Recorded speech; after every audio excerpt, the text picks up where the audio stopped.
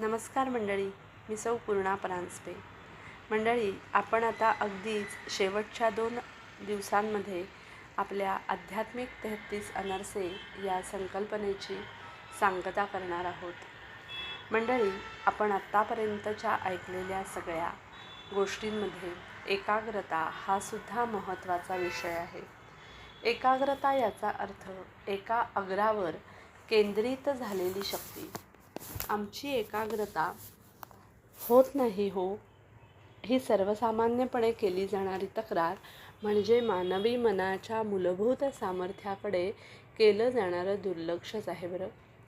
अहो, साधना करताना देहाबरोबरच मनाचीही उपस्थिती ठेवून देह करीत असलेल्या तक्रारीकडे आणि संसारातल्या प्रलोभनांकडे दुर्लक्ष करून मन लावून जेव्हा साधना केली जाते तेव्हाच ती एकाग्रता म्हणजे एकाग्रता असते.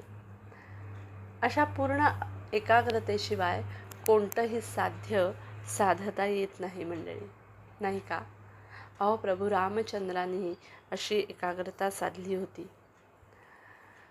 14 वर्षांच्या खडतर साधनेचं आणि पदोपदी विखुरलेल्या परीक्षांचं शिवधनुष्य त्यांनी दुष्टशक्ती निर्दालन या आपल्या ध्येयाप्रती आत्यंतिक एकाग्र होऊन लीलया पेललं.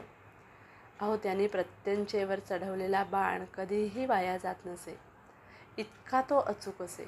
आणि म्हणूनच अचूक लक्षभेद करणाऱ्या कोणत्याही गोष्टीला रामबाणाची उपमा दिली जाते. मंडळी, प्रत्येक व्यक्तीची एक गती असते.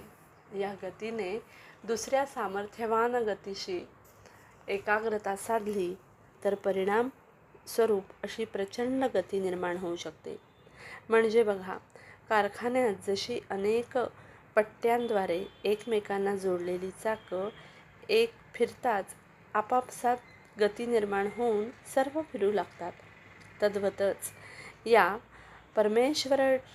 परमेश्वराचरणी या चरित्राशी, या प्रतीकाशी शरणागत रूपी पट्ट्याद्वारे तद्रूप होणारा मनुष्य कालांतराने स एवं स्वयं परमेश्वर सधन्यः असं होऊन जातो.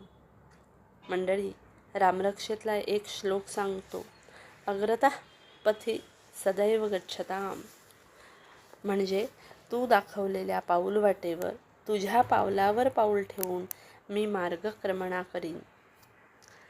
मंडळी, श्रीरामांनी आदर्शवत आयुष्य जगताना जीवनाची जी पाऊलवाट आपल्याला दाखवली आहे, त्या पाऊलवाटेवरून आपल्याला मार्गक्रमणा करता आली पाहिजे, जेणेकरून मानव जन्मात येऊनही श्रीरामांना जसं राम ते श्रीराम अशी देवत्वाकडे मार्गक्रमणा करणं शक्य झालं, तसं आपल्यालाही साध्य करता येऊ शकेल. मंडळी, आपण परमेश्वरी तत्त्व, मग ते श्रीराम असोत, महाविष्णू असोत किंवा आपलं कुठलंही आराध्य दैवत असो, त्या दैवताला स्मरून, त्या दैवताला आपला गुरु मानून आपण त्या मार्गक्रमणेवरून जर चाललो तर नक्कीच आपल्याला एकाग्रता साधून परमेश्वरापर्यंत पोचता येईल. मंडळी, धन्यवाद.